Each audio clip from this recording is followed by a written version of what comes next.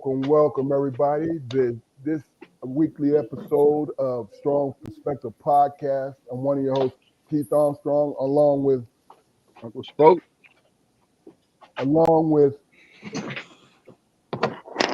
Jay Cole. Any one of you guys?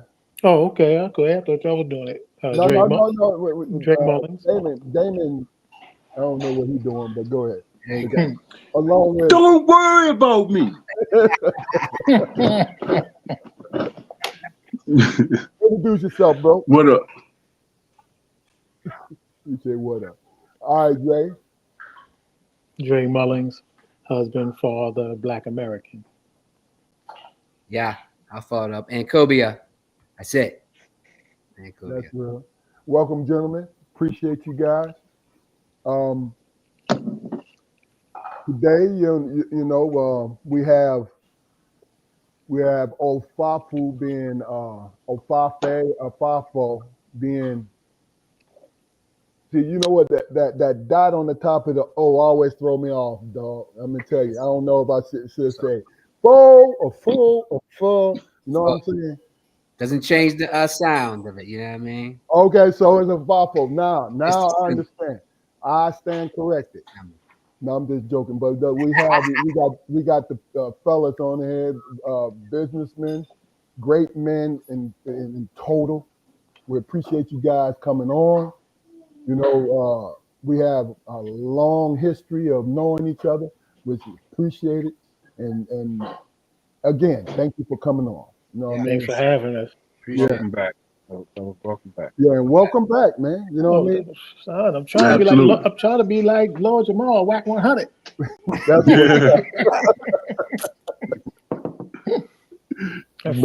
A frequent contributor.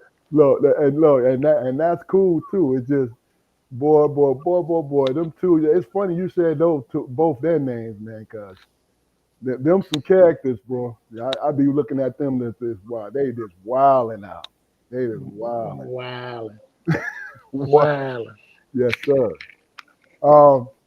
Let me do a little bit of housekeeping before we move on. This is Strong Perspective Podcast. This is the weekly episode. Every Friday at 7:30, unless we let you know it's different.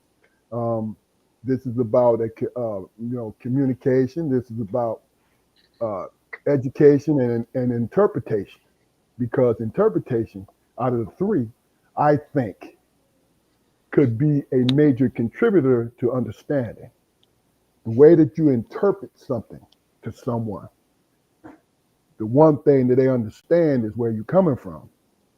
So once somebody knows where you're coming from, then it's easier to get to a resolution or build something or so on and so forth. Do us a favor, go to our YouTube channel, like, share, and subscribe, build our numbers up. Because like I said, you know, we're 3 years strong, and we had maybe about 110 contributors to each episode, and we're having fun with it. Yeah. Go like, share, and subscribe, man. Tell people about it. You know what I mean? You don't have to listen to the whole program, but I guarantee if you listen to 5 minutes of it, it's going to be 50 minutes later. You're like, oh, wait a minute. Did I mean to do that? You know what I'm saying? Because I am the moderator and I have to deal with talent. I was told this early on in the podcast game, Dre and Cole, that I'm working with talent. Damon and Jaquari, they're the talent. So they just like, look, just turn the camera on, sir, and we'll do that. That was quite the snide tone there, bro. Yeah. It's not. Wow. No, you know what? It may not be. It's a little bit, look, a little bit of jealousy. The only time that I was called talent is when I was playing basketball for Pitt. After that, it's been scary. Oh, you doing yourself a disservice, bro. Look, I can't sing. You know what I'm saying? A few bars just to see, to prove it. Spit a few bars. No, sir. But before we get into the main subject, man, guys, I have a question because I like to just to warm it up. Off camera, we had a pretty good exchange of what's going on, but and I'm being facetious with the way that I asked this. What is wrong with our community when it comes to cooperation? Just like I said, I'm being facetious, but Yeah. do you see if like this cooperation when it comes to business, when it comes to relations, when it comes to moving forward? Do you see that there is a problem? And we'll start with you, Jaquari, because you're nodding. You're nodding your I head. see, I see that there's a problem with cooperation, man, because in a collaborative effort, right? When you first, begin or whatever, you're gonna have hiccups. You got to work through them because you know what the goal is, and that's where I see us dropping the ball. I mean, there's been countless grassroots movements started, man. Financially, socially, politically, or whatever. But for some reason or another, in midstream, they fizzle out. Okay. So why do It's you think, in your opinion, real quick, why do you think they fizzle out? But from your view. it's not because of lack of interest. Because I don't know if you guys, I don't know how frequently you guys, shop this app or whatever. But I see a lot of black men like us, sitting down, and having decent conversations about, the conditions of our community and everything. And we're since the '60s, man. It's like we've been trying to put together an exploded planet. You know what I mean? All the pieces have just been shattered, and they're flying asunder, and we're the generation that's left to like catch them and put them back together. It's impossible. It's impossible for us to do it in this generation. Before we get too old, because we old heads here. Yeah, I mean, but that's the thing, though. I mean, our vanity, man. Our old heads vanity, man. We can't get past the notion that we're not going to see the shit in.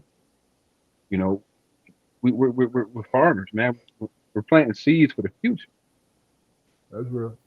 We're not, we're not necessarily going to be in a position to see, a better tomorrow. But that don't mean you don't do the work. Okay. I like that. I like that. Dre, what do you think? I think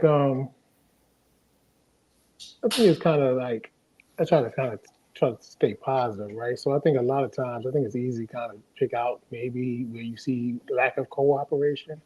I think it's probably a lot of cooperation, believe it or not, in certain circumstances, like especially locally. Like I think people locally support black businesses. Black people support black businesses locally. Okay. I think to a certain regard, right? So you're in certain towns. Most of the time, you're like, oh, I'm gonna go to that fish spot. I'm gonna go here because it's black. So it's certain things, right? Now, don't say now the commercial businesses still get out a bulk of our money. We spend a lot of money as a community. But like I said before, I think we are extra critical of each other. Okay. I think we are super critical of each other, right? So we hold ourselves to a standard that we might not hold any other community to when they provide services to us. But I do think locally in certain communities, I think that's why the business stay open because the black business stay open because black people supporting it. That's real. Who else supporting it? Nobody really do. Some people that might come in and try to mess with some of our services or goods, depending on what it is. But for the most part, it's us keeping us afloat. So if you say you got black businesses, it's because black people for a large part. So cooperation is there. I think algorithm wise, I think we should start seeing more the positive aspect of things that are happening versus the negative because I think that just feeds the algorithm one way or another. And then it feeds the thought process of people. I mean, way why a lot of us might think things are worse than they really are. And I'll say that for crime. Lastly, I say for crime, for instance, right? Because worse crime is less now than it ever been. Like in the 90s, the 80s, crime was significantly worse. But they'll make you think that crime is worse today than it ever was, where there's not even nowhere in comparison. So that's where the just to dwell on the negative, not how far we come. There's always work to be done, but at the end of the day, don't lose sight of what you gained. Yeah. Right. Well, Cole, what do you think, bro? I think it's a great question, one, right? But I think if I think about it being a challenge or it not working, or whatever, then that's what it is, right?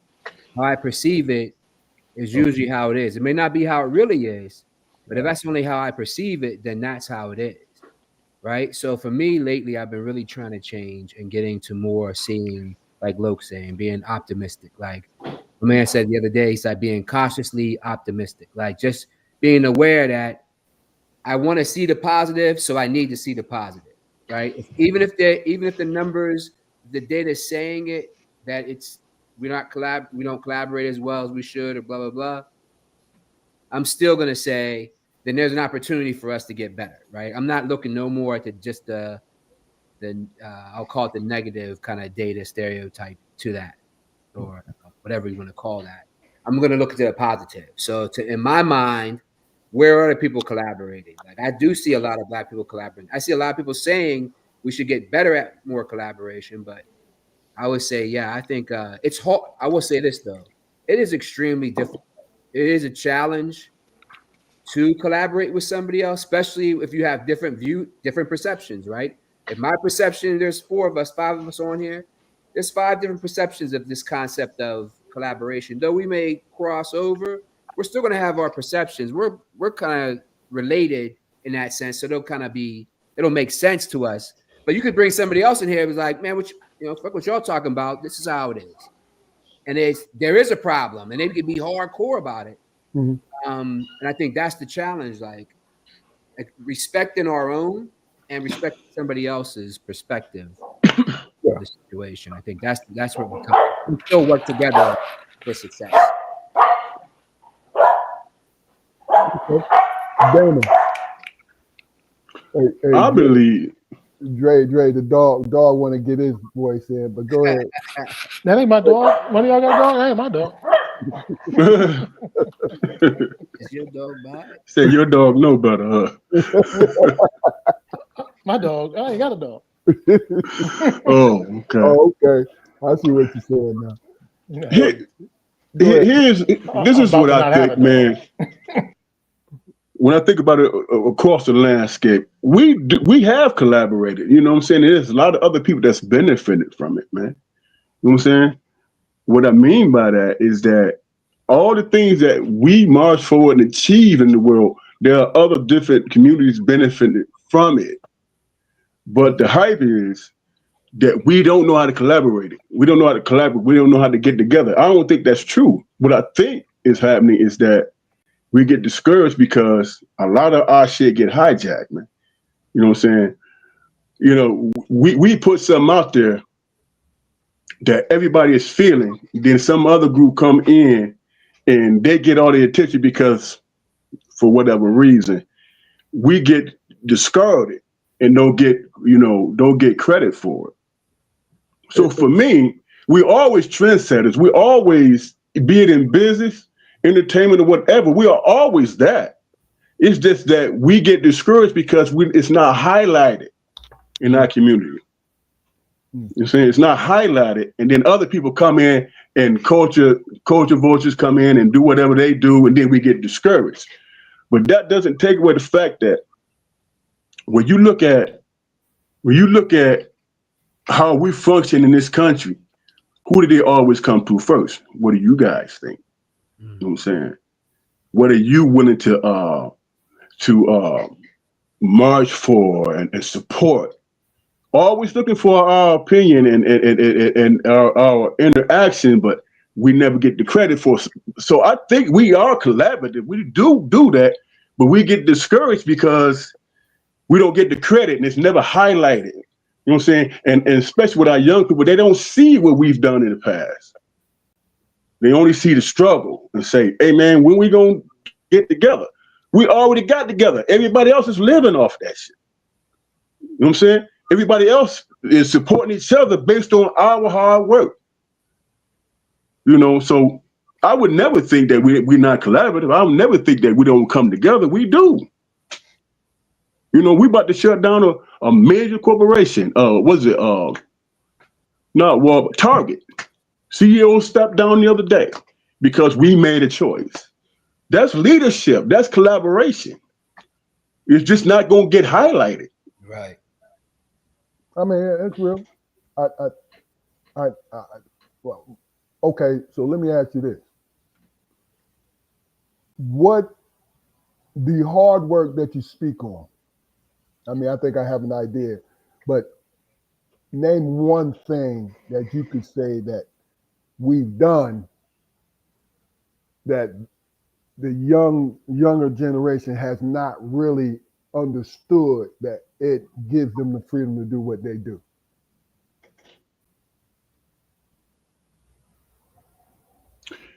Your basic civil rights, man, the 14th Amendment. Every time you get stopped by the police, you don't speak of your civil rights.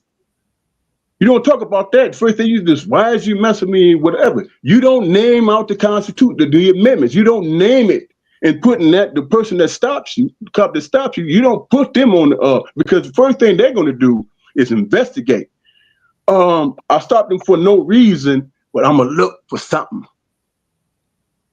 And all you have to do is say, okay, I have the right to remain silent.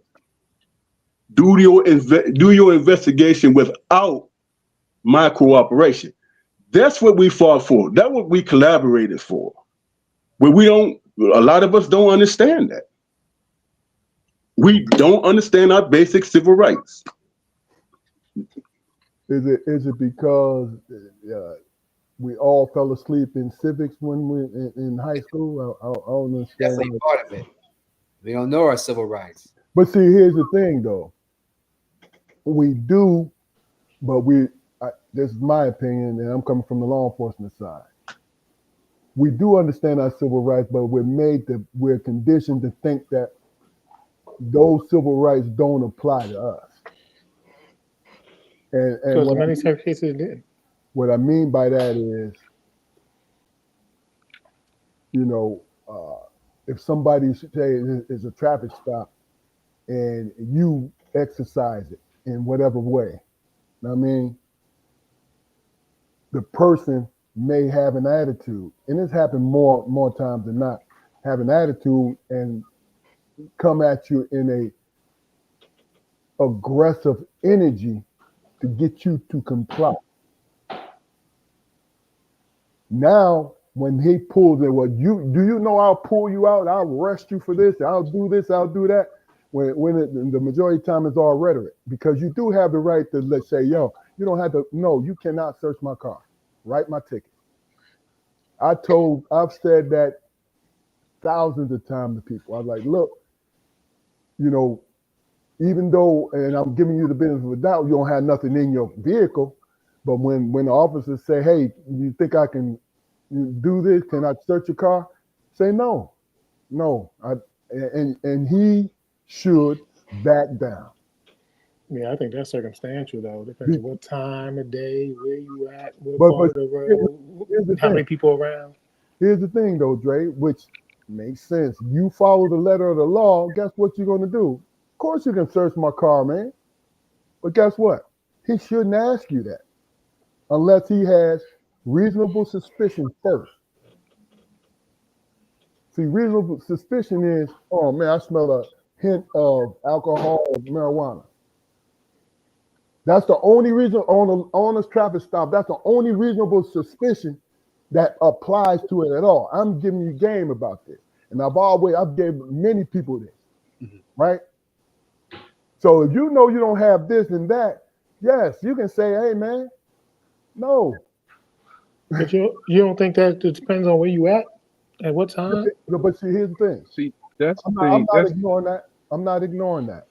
See, that's the thing where what I think you're getting at, Dre, is there's some dickheads out there who will try to find and try to intimidate you to put you in a position to force you to do something. I don't even know if it's so. And I'm gonna go. Let me go something different on that in a sense too. Another perspective for me is the indoctrination out in our minds. So you might not even be a dickhead, right? You might be legitimately a good officer asking that question. Yeah. But my experience, history, knowledge of what this could turn into makes me not exercise the rights I really have based on like, yo, I've been indoctrinated to be scared to death in this situation. But that's one of the nuances that when Damon was speaking, that I think that I got out of the statement was that your constitutional rights are not circumstantial. The constitutional rights are your constitutional rights. Okay, the police officer's got every right within the capacity of his job to ask you to search your vehicle. But once you tell them no once, then that's it. That's it. That's it. There's no circumstance. There's no circumstance here. It's my right as an American citizen not to be not to be bullied into a corner here. Just because you don't like my attitude. So And just because I told you no. But we see it happen though, right? Sandra Bland, we see it happen though. We've seen it happen, and we know it happened before we even had cameras on the street. We knew it was happening. I've seen it happen in my experience. Where it's like, yo, they beat the dude down for no reason. Like literally. Like you've seen these type of situations. So it's circumstantial that's to the person. Yeah. But that's the reason why we're out. Why we've been out, marching and protesting and such. I mean, but the landscape of our community nowadays, man, is so nuanced, man, and our situation now is a new wrinkle because I don't know about y'all, man, but I taught my daughter to change things. You know what I mean? Change, not march. Time for marching is over. And I think a lot of people in our community have come to that realization. The thing with Target or whatever, that's action. No, I agree. That's we got to hit him in the pocket. So here's the thing. Well, I don't want it just hit me. I didn't want it to keep going without us understanding. We have 5 black men on here. And I can almost guarantee to a man that we've been conditioned inadvertently or purposely, been conditioned that you learn that you have certain rights, but the fact that the color of your skin, you are made to feel that technically you don't have those rights. And you named it, Dre, you said Sandra Bland, you said all these different things. And that's understandable. But when I spoke what I spoke, because I understand where you're coming from. Well, when I spoke what I spoke, I told you I told thousands of people this thing. I informed what you should do. It was different workshops that I attended, a traffic stop. What is the requirement? And I'm gonna tell you, there was black and white people there. What is the requirement of the person being stopped? You know what I'm saying? And the education, that's where it starts at. The understanding of what you know.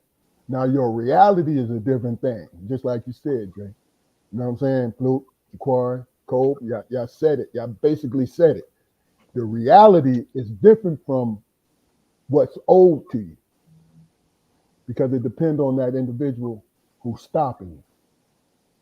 And to your point, when you say you law abiding, right? To the point is like when you gotta get to the point where some things just this ain't my time to exercise that shit, right? You in relationships in your life, you be like, man, I ain't gonna say none of that shit because I ain't trying to go down that road. So here, search the damn car, right? Like you just get to the point, like I ain't doing nothing, but like, why am I even, like, it's a shame, but it is. But isn't it the First Amendment to say that you can say whatever the hell you want to say, unless other than being in a threatening manner? You know what I'm saying? You can ask, why the hell are you stopping me, man? You can say that while you presenting your ID.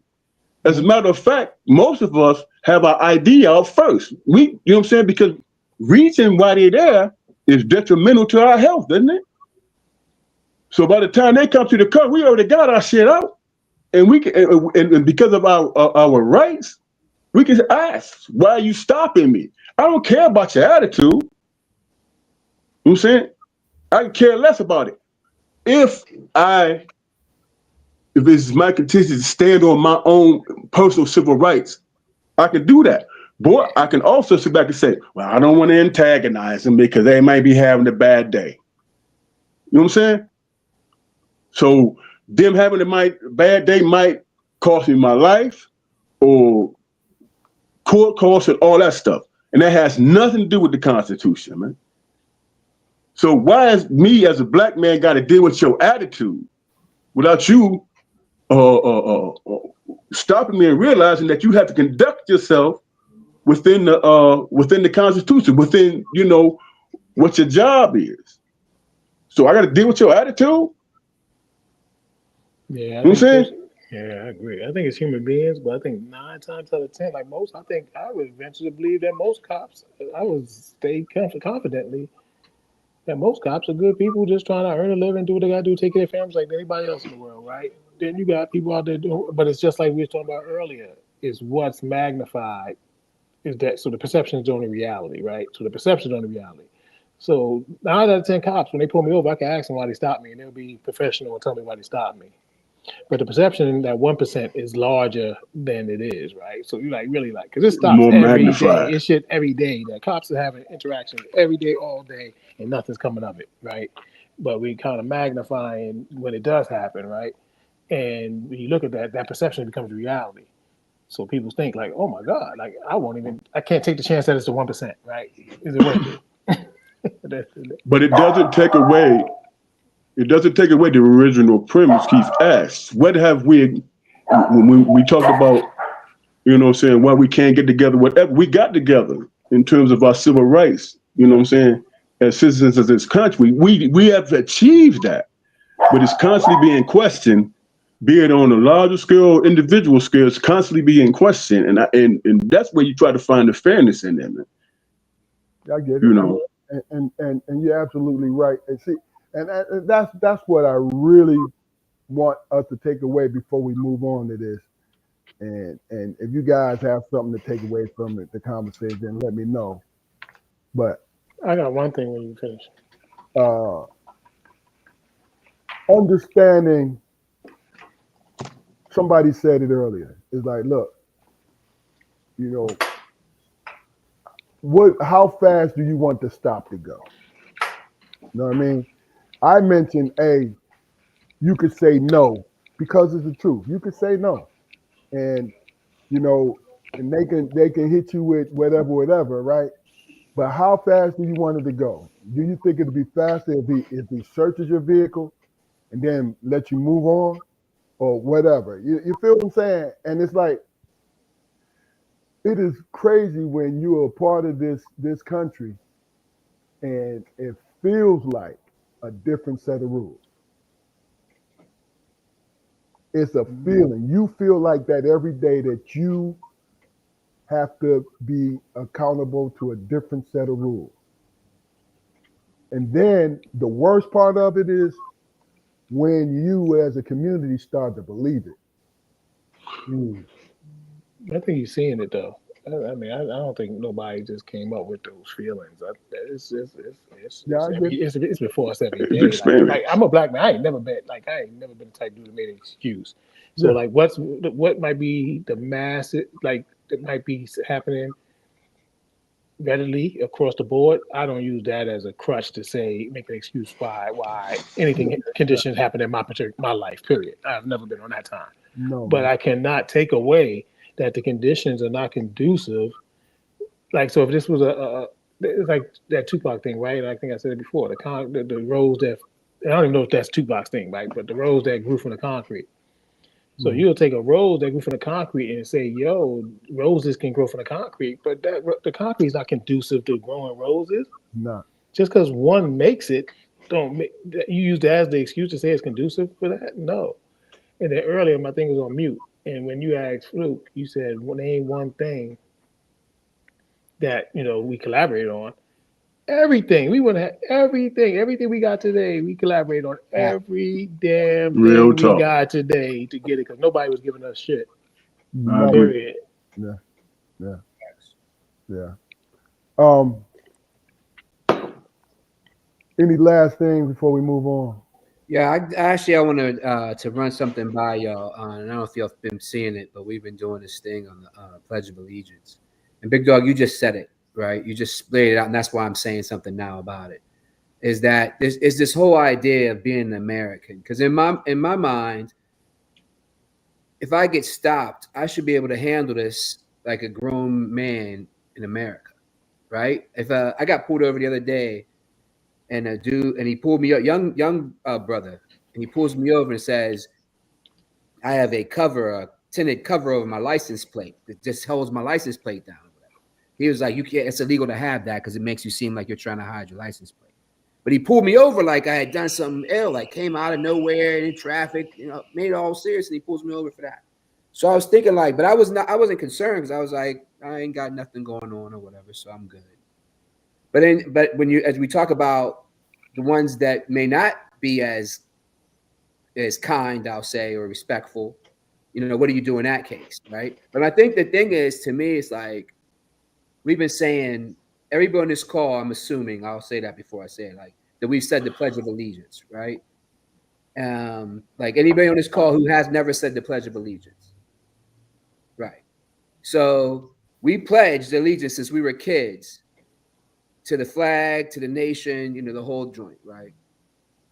You probably didn't even know the words when we were saying it first, and then we say in the rhythm or whatever. Next thing you know, we're saying it every day at school, up to high school for the most part, if you decide to still say it.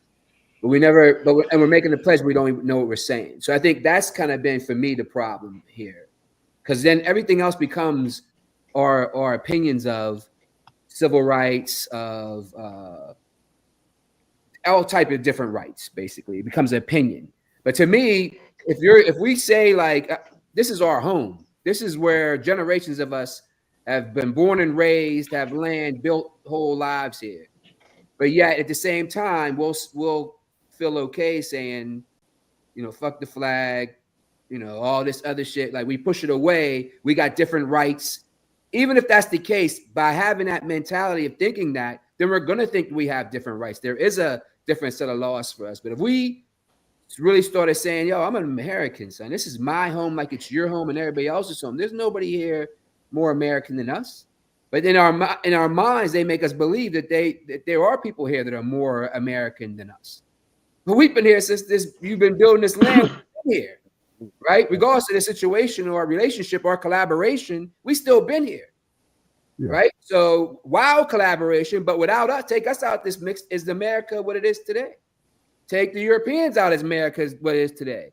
Yeah. Take the Native Americans out as America was it. Anybody else that was here, is America what it is today as a result of removing any of these groups?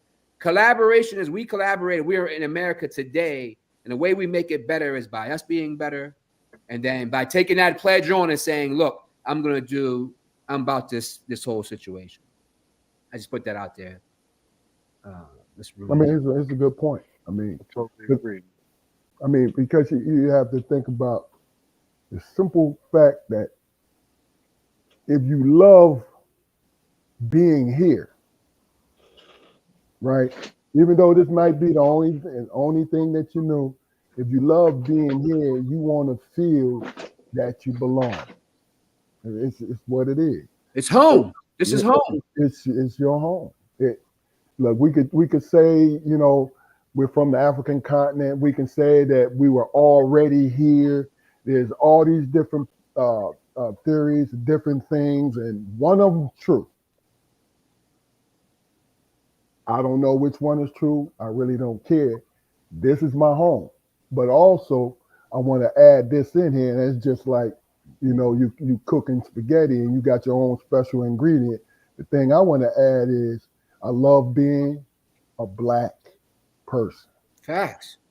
I'm sorry. I love it. And when I say I love it, I mean really and truly since a child, understanding our plight and all these different things. I'd never and I never used the word never. I've never wanted to be anything else. I wouldn't come back as nothing else. And it's the truth. You know what I'm saying? Right. Real talk. But And the crazy part about it, man, we baked in. Yeah. You know what I'm saying? We baked in from start to up to this point. You know what I'm saying? Your civil rights are respected because we marched for that. No matter what color you are. that's the truth. You know what I'm saying? That's just fact. This You is know. why I laugh when go ahead, Dan. I'm sorry. Go ahead. So even if I choose not to pledge allegiance to a flag, you know what I'm saying? That, you know what I'm saying? What you have to understand is my reasons why. That might go against my religious sensibilities. I'm not an idol worshiper, so I don't worship a flag. You know what I'm saying? So you have to respect that because you have to respect my civil rights. Saying because we are what? The land of the free, and that includes free to exercise what religion you want to. You know what I'm saying? So change the Constitution if you're not willing to you know what I'm saying, to agree to that point, to respect that. Is what I'm saying. You know, so that's what makes us different from the world. All right.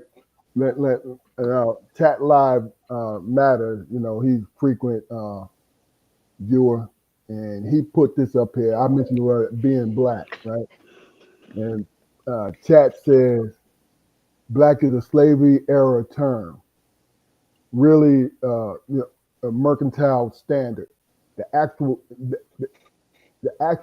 actually meant marketable product. We have to move from black to an actual ethnicity. Excuse me. Every generation renames itself for that. Chat, let me just say this to you. Makes a lot of sense to me, right?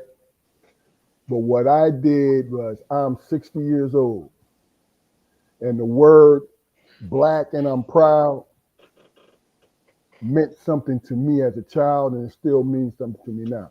So when I call myself being black, now you know where I'm coming from.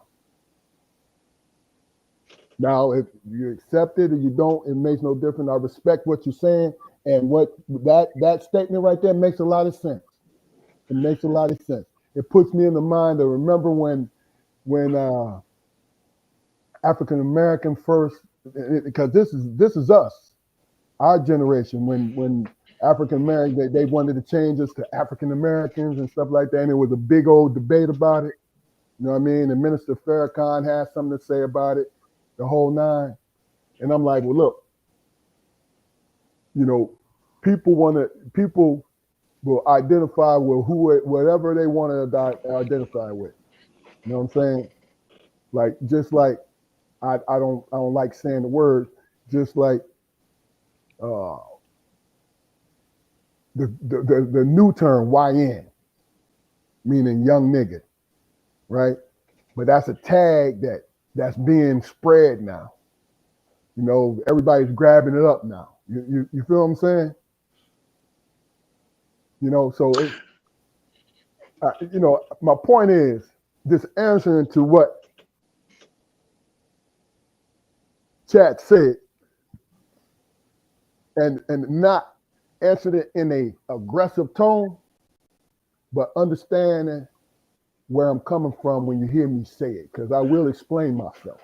Well, it's kind of like a stretch to me, bro. Black, intertwining black with slavery and all that, I don't see it. So you're going to explain that more than me, man. Maybe he read it in the book somewhere, bro. You know what I mean? You know what I mean? So I guess the question is, I'm on a book. What the book gonna teach me? did he? I'm getting this money. If he did he get it from a book? Like, I mean, I guess the question is, and you know, maybe I'm like, just like I said, I'm trying to think about it more optimistically and positively. I think, to me, we're Americans, right? Then it's like now we become hyphenated Americans, right? There's somebody benefiting from this. Like, I mean, you got to describe what kind of American you are. That's somebody saying, like, you're not fitting the whatever is the popular. I get it, but I don't. It's a divide. It's a divide. It's divide, right? You're not part of this group, so you're this other group, which makes it easier for us to attack you now because we've established other group. Well, I gotta make y'all all think y'all different. I gotta, create those differences, right? And see, this is why when I answered chat, right, it wasn't on an aggressive term, and I wasn't trying to where you go. I wasn't trying to soften why I feel this way or explain myself. No, I'm telling you why I did this, right? Why I said it, and this next statement right here really and truly helps you understand where he's coming from and what you just said, because the FBA, you know, the FBA, Foundational Black Americans, right? And I never knew what it meant, right? And if you own it like that, that's cool. You feel what I'm saying? But when I found out what I read what Foundational Black American means, it's like it's folks who can trace their lineage, their people back to slavery. So it's a pretty new term. So more divide. Yeah. So we're gonna make more divide, right? That's all bullshit. So I think it starts with cold starts, right? American, first of all, right? That's why I'm claiming American. But I'm a Black American. There's white Americans, there's Asian Americans, there's all type of them, right? Indian Americans, Native Americans, all type of people, right? So, but it's still a divide when you get down to the essence of it, right? We're gonna make these distinctions, but we know the distinctions too. But the establishment has always said we gotta announce the divide because the word conquers all, right? If we saying it, the word is gonna make that bear fruit, right? When we say we're gonna call you Black American, Asian American, that automatically is gonna make that bear fruit. Where if that never came into concept at all, who knows, right? If that never, but we here today, where so Black American, I'm standing on that. Don't call me no Negro, don't call me colored, don't call me no African American, don't call me none of that bullshit. I'm Black American. I'm American, but I'm a Black American. Right? A Black American. That's what I am. That's what I said that when I introduced myself. I love it. I love it so much. I love it so much, man. I write it on my applications. Everywhere it says African American, I write down the full word, Black. And see, here's the thing. That is how we feel. Now, is that changing any politics and how we move? No, because we are who we are. We move in certain ways. You feel what I'm saying? So, like I said, with chat, I respect what he's saying, right? I understand where you're coming from, but me speaking in terms of my everyday experience, be it positive or negative, I walk through this world as a Black man. Yeah. And I'm not gonna deny that. That's what it is every day for me. You know, and denying that is denying myself. Facts. Do me a favor. The new ethnicity is an old ethnicity. It's the Black American. That's an ethnicity. Like call it what you want, label it what you want, but the Black American is an ethnicity. It is like no other person in the world that exists. Nobody else like us. Nobody like us. Chat Lives Matter. Do me a favor, man. Tell me what ADOS stands for. Right? I don't know what that means. Oh, I knew what it was. I meant to address it, but I forgot that. I don't know what that is. But look, I mean, I just heard that foundation, Black American. I'm like, now that they're doing that for whatever reparations might come down. So be it. Like, that's exactly the reason why. It's on you, but that's more divide too, right? It is. See, here's the thing. Why? And as we were talking, and this for you, I said it's literally blackness out of details. You know, I said, but this is what we here are a mixture of every blackness, every people, everything. I'm trying to look for it because every people. Every people, we Americans here We Everybody are was on this victims land. of it all, from the slavery, from people, Natives, from everything, and the enslaver. that so that word in capital, it gives me who I am and what I'm standing on, and that's We're a all. new race. It We're a ain't- new race. We're a new ethnicity. Whatever the word, Before I hear the it term is, might right be. Here it is. Okay, so it's the reparations piece. Yeah. That's a powerful piece too, because they're fighting on another level of reparations piece. We should be, be And I'm all for it. I'm like, yeah. So it's important that people's on their missions. That's what I said. It's not. that's great. That's what I'm saying. When you start getting to all this stuff, then it starts to be like Luke said. It becomes more and more separate. I'm this. I'm that. We're all Americans. We are all, and not only are we all Americans, man, we are like, from what we experienced in this land of America, to be standing on this call like we are, that's pretty resilient, pretty collaborative, and successful, right? Facts. Where we're at today. So, reparations would be nice, man, but realistically, shit, I didn't even get the stimulus, man. So I ain't get stimulus either. Look, you know what? It must be our field. It must be our field. I'm saying, man. But look, let me just say this, right? With our conversation, what we're having right now, Cole, Dre, the topics that I sent you guys, I want our everybody out there in chat to understand where we're coming from with it. You guys you've worked, but you've been trying and I believe successfully making it happen for your clothing brand. Can you explain? Why don't you explain your clothing brand? Because every time you come on here, I want you to let the world know exactly what's what. Any one of you, can you explain and your history? Yeah, you want to go, Luke? You go ahead, Cole, and I go. So, and this is timely, and if you see, we're doing this 1995 campaign, 30 years doing this, and Big Dog, you was there. So I think it's the word is audacity, and I was thinking about this really this week and throughout this year. That I remember when we first went out, we were selling the T-shirts in the bars, the Brothers and Sisters Together T-shirt. I think we might have had Stop at the time, and I remember the dude said in the bar, and that's what kind of hustle is selling T-shirts. Mm-hmm. I remember that, and that stuck with me. But at the time, I think T-shirts was already $1 billion industry at the time.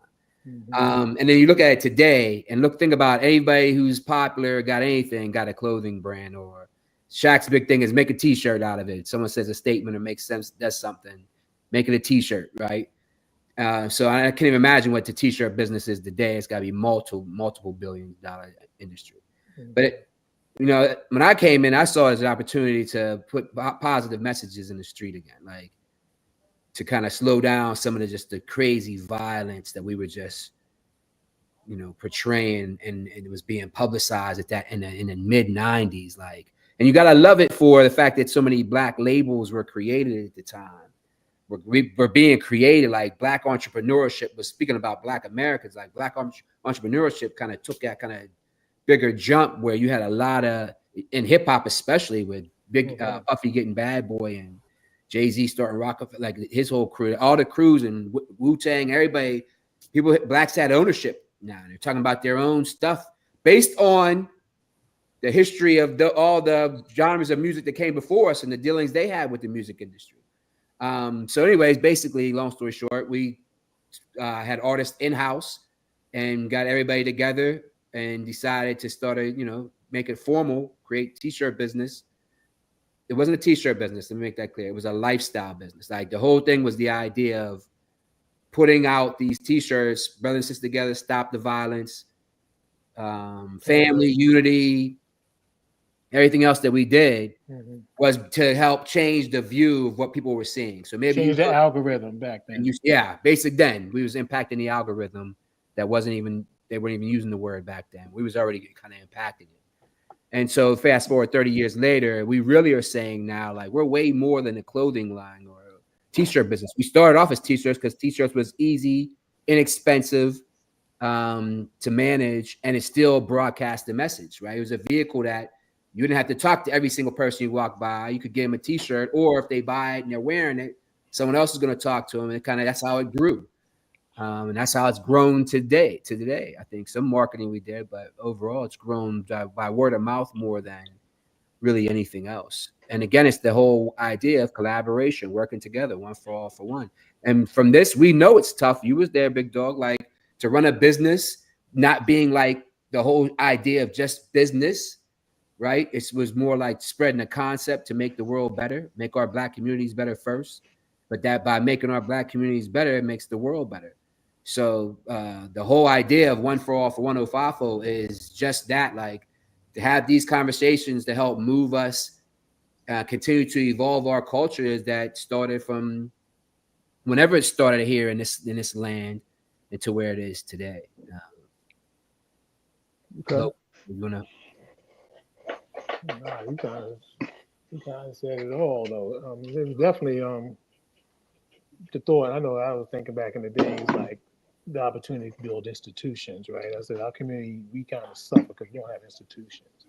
So the thought was like, yo, but you don't want to get funding and grants and thought. That's my thought process at the time. You don't get funding and grants and stuff like that because once it's taken off and doing what it's supposed to do, it could easily be taken away, right? And then that back is just gone. Whereas if you could self supported, supplied, and created, that it could be sustainable over a long period of time. So the thought process was like taking what can we find that we can sell? Well, we used to sell t-shirts already, so let's sell some t-shirts, stuff like that, and see where it can go. Let's just generate some money so we could create. Hopefully, the grandiose idea for me was institutions, hospitals, banks, all the things that we need in our communities to be sustainable. But we need the equity, though, right? We need somebody that's going. We come in there to get the loan. When we come to get the mortgage, all these different things. It's equity. Right? It's based on an opportunity, or so it was like Black. Let me take it. I don't want to say this the wrong way, but Black Panthers kind of created some type of institutions that are still being used today, right? They're government type institutions, right? But it's like to the point where it's like now you got your man just taking them away, right? So people that depended on SNAP forever now won't have the opportunity for SNAP, right? Right. So it's just to be able to create institutions that we control. Like you got people making crazy money, but we don't still have no institutions, right? So I wonder if a part of the deal is like you could get money, but you can't create no institution, right? That's why Father wasn't about a person; it was about the people. Because, like Fred Hampton said, you can kill a revolutionary, but you can't kill the revolution, right? So you could kill a person, but you can't kill the movement. Mm-mm. You can't kill the institution once it's established, right? If the people are the institution. So that's what my always. I'm sorry if I went too long on that, but that was always my feel on the whole thing. That was my whole drive to it. Really, I never give a fuck. I never gave a fuck about a shirt in my life. Still don't. But it's a platform to speak, right? Like you said, somebody got a T-shirt on. It says something to you, and they can't even say nothing to the person. But the T-shirt says something that resonated with you, and that was enough for you. Like, oh, that was a nice little saying or something, or whatever. All the different shirts, that whatever that T-shirts do for you. But to me, it was never about none of that stuff. More so than actually what the word of 5-4 means, one for all for one, and how we can create that in our community, like Cole said, and acutely, on a micro level, and then that will have a major effect on the world global. So that was it. I mean, I've all, like I said, I was around in '95. This is before I moved to the South.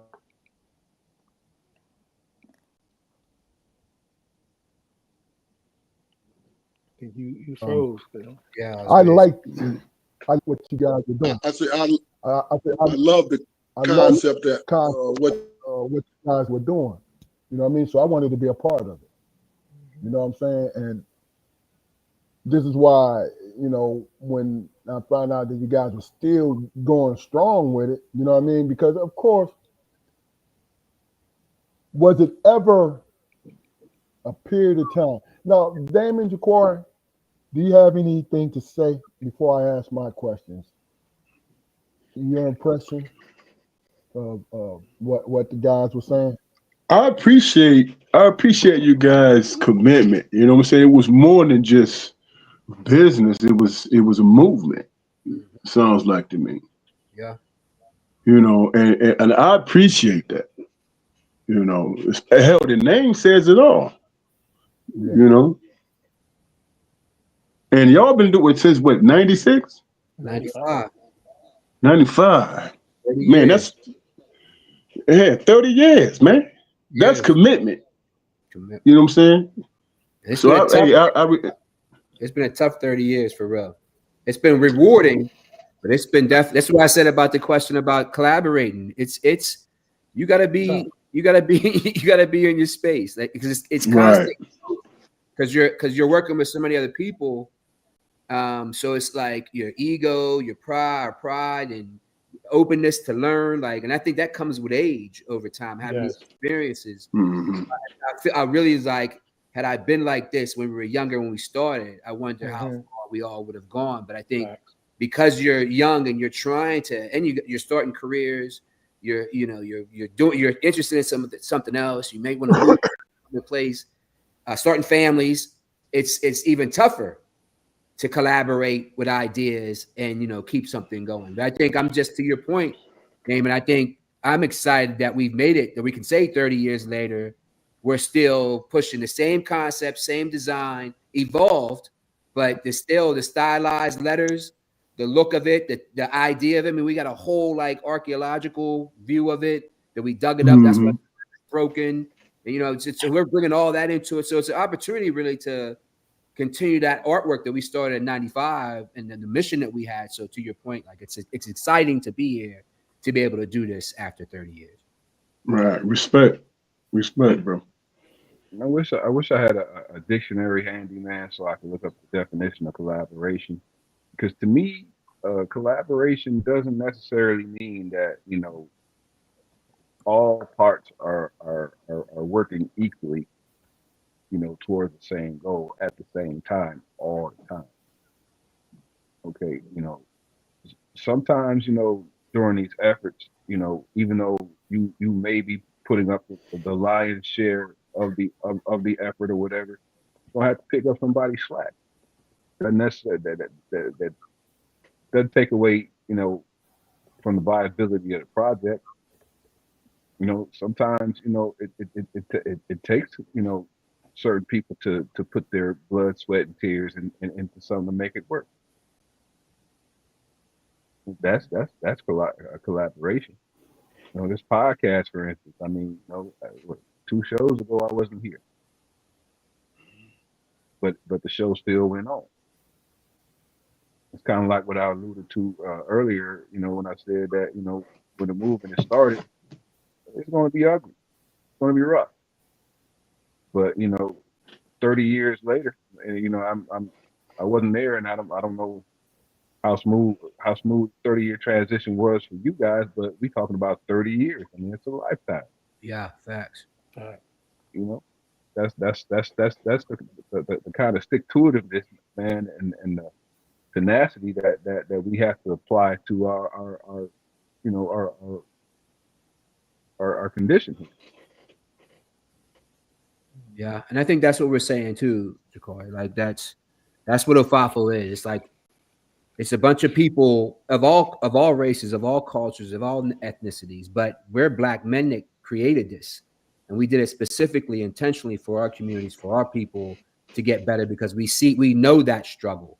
We have ideas of the bigger struggles of being an earth and human struggles, but we have the ability from our experiences, all our combined experiences, to address our challenges through art. And that's what we're doing through art and business, right? That to get that message out about, try to be a better person, try to work with other people, try to, get yourself into a place that to work with somebody isn't so overwhelming or challenging, right? Because you're so cool in yourself. You're so settled in ourselves that I can talk to somebody else who may have a different perspective than me, but we still can collaborate, right? That's hard. That takes a lot, and it takes courage of the individual to be able to sit there and go through all that, in my opinion. So, FAFO, in a good way, positive way, we try to use art to kind of pick us up. Yo, come on, let's do it. Let's get together. It's like, when he's on the court, it's time to play. Let's ball. Let's go. You ain't talking and having a lot of expression. Yo, let's just ball. Let's go. If I would speak to it too, I would say, like, so one thing, it probably was already on the time, starting to get on the thought process of being on the one fall off of one FAFO time at the time when it came about. But it kind of governed me, right, so to speak, through my life, right? Just so no matter what it was fruitful for me in the sense of being, right? You know what I mean? Like, it was just being, right? And I was looking the other day and I was seeing that, like, oh, such and such dictionary just put such and such amount of words in the dictionary. I was like, well, FAFO one day is going to be that word that's going to be put in the dictionary, right? That's going to be a word that's put in the dictionary. Trust that, right? It's going to be a word that's going to be in the dictionary. A ChatGPT, they made reference to us. Oh, did they? Okay. Mm-hmm. They made reference, like some guys came together, and you kind of alluded to the mission a little bit because it goes and grabs whatever's out there in the ether, right? But see but it's an information machine, is what exactly. It's grabbing it, right? This is why, and you gotta think about this, man. Not being paranoid, not changing it up, but chat is free for a reason.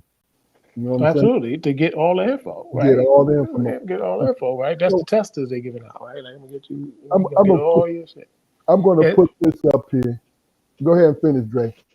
And then another thing about it, to Cole's point, where he just said it, like, it's just fun to me, like, just the art, the creative part of it, have a place to, like, express yourself, right? And then, like, it really kind of can express yourself, whether it's just to the people you know, and maybe people you don't know, and then one day you never know, it might be to, like, the world, right? That you get the chance to express yourself, right? When you talk about people just able to say things that the world get to hear. Yeah. It might come to that point, right? But that's the fun part about it, right? And I think I liken to your point, kind of, Jakari, if I was hearing it kind of right sometimes about, I kind of agree with you, like, I never really thought about who did what who was doing what time, and nothing like that. Like, you just gotta go. Like, you just gotta be played. Like, you just gotta go. Like, you know what I mean? Like, that's always my mentality. Like, I'm just like, you just go, and sometimes I ain't got to go, but the next person got to go. But if we all together, at least somebody always got to go. That was always my thought on it. So I was like into building a house though, because everybody ain't the same thing, right? So I can't expect to maybe sometimes for example, I can't expect the artist to be selling the shirt. It's like, I'm building a house. The electrician come in, put the electricity, he leave. Like, niggas be like, yo, that nigga don't do shit. No, that nigga came in, laid the shit down real quick and bounced. And that's the whole point, man. Where that's why I put that on the screen. Chat lives matter, right? He says, does collaborate mean we equally benefit 50-50? And listen, let me tell you something. That is a loaded question. I love this fact that he put it up there, because really and truly, what I've understood, and I've started different ventures over the years, for the last 25 years, trying to do something for myself and with partners, right? The one thing I've understood when it comes to business is, somebody mentioned it earlier, everybody, Dre, you just also said so. Everybody is not going to lift the equal amount of weight. The point and key is for movement is not to become dead weight. You're right. Not to become dead weight. Dead weight, yeah. You know what I'm saying? Because see, what dead weight is, I'm pulling you. Right, that's different. You know what I'm saying? I might be doing more, you might be standing beside me, but I might be doing more than you're doing at the time, because whatever I have here, or I might be handier, right? But I'm not dragging you along with me. You're walking with me. And then when it's your turn to come through, this is what you do. You know what I'm saying? You there. You part of it. I guess the So- question for me is real quick, big dog. I don't want to lose this train of thought, but why is it that we say that? Like, why is it a matter of what somebody else is doing? Ego. It's ego, bro. It's what it is. Comparative, making comparative comparisons and stuff like that. Especially if they're successful, you want to see, what makes their product more better than mine. So, and you make comparisons. So people have a tendency to ask those type of questions, But see, even though it don't coincide. in my opinion, it is. Go, and I mean that when I said don't become dead weight, right? But see, here's the thing: when I enter into something, right? If I ask somebody to come on board with me, I'm not going to ask you to come on board with me because I'm struggling and I need your help. I'm going to come. I'm not now. I'm going to ask you to come on board because I know you can give something to this, and I can give something to you, and we can do something together. You see what I'm saying? When you go into a venture, there's a such thing as silent partners. You know what I'm saying? If you want to put up money and just let the people work, that's cool. As long as you get your return on your investment. Or you may not even expect a return. You just want to see those people succeed. Or there's a big payday at the end. There's so many different things. And you guys know it more than me because you're in the middle of it. Right. The ego, and I mean that it's a fact. it's But anytime you spend it on that, that's that like I always try to. I was looking at something earlier, but I just be trying to pay attention to energy, like right. So I be like telling people, like I just tell them to be conscientious. I don't tell nobody nothing actually. So let me change that. I try to be conscientious of the energy I give energy, right? So we sitting there talking about all day who's doing what.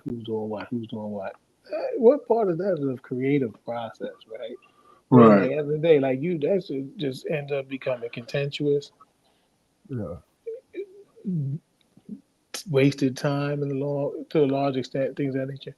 And so at the end of the day, it's like, I mean, we had the basketball team. We had an intramural team. We played for years, but we wasn't, we would play, but like any given day, the dental school beat us. Like they was a little strong. Or some other teams, right? El Proc was our coach, right? So he had like this structure going on, right? Okay. So one year I got the team, right? And I was like, nah, son, ain't no bad shots. Like, we out run, nigga, run. Like this is go on these things, right? And then, we was buzzing everybody butt. And then one time Proc tried to come with some bullcrap. I kicked him off the team. He had asked me to get back on the deck. I was like, son, you kicked off the team. Get out of here. I told you we ain't playing like that. He came back. Then we came and then we beat the dental school, but then we lost because they protested you. Right. Yeah. They protested me, Yeah, dog. and you want to know, and I want to say this. All I did was what? I rebounded the ball. That was it. That was it. Nothing else. I didn't know you played a lot of minutes either. Like it wasn't like you was on that time. And that's what it was, man. It was like, you guys did all the work. I came in the game when we needed boards. I like, let me just grab a quick 8 rebounds. Yo, help me out. Quick 8.